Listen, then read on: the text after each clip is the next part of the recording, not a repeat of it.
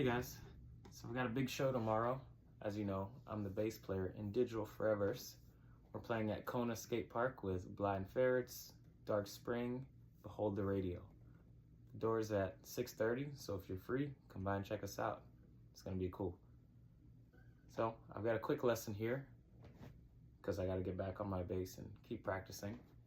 Remember, we've been going through the basic open chords like E minor, A sus2, A minor. We even got to A major, and before that we did G.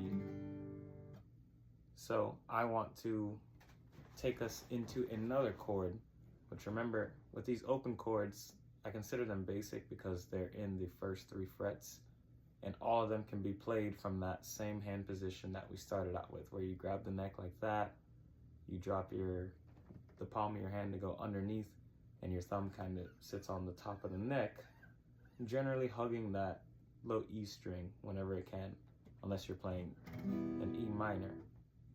But any other chord that's gonna involve like the A string as the bass note, like say an A minor, you wanna have your thumb over top, and it's actually going to be muting the low E string.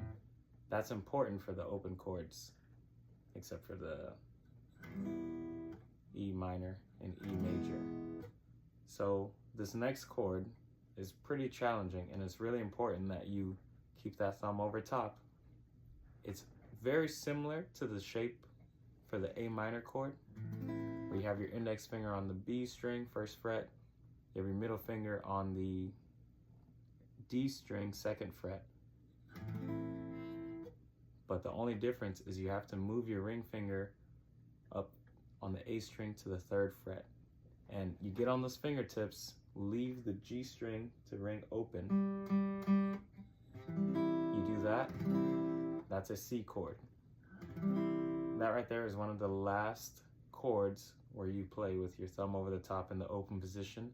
It's one of the last ones you learn because it's pretty tough to do. You can see how my finger's kind of snapping into it. It's because I've been doing it for years. This was really hard to learn in the beginning, especially going from something that's relatively simple like that, like that.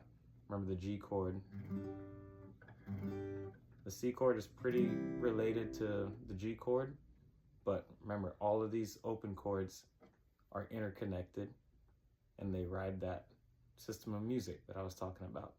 We've got one more chord which relies on this hand position in the open spot, one of the main ones. So next time we're gonna get to that one.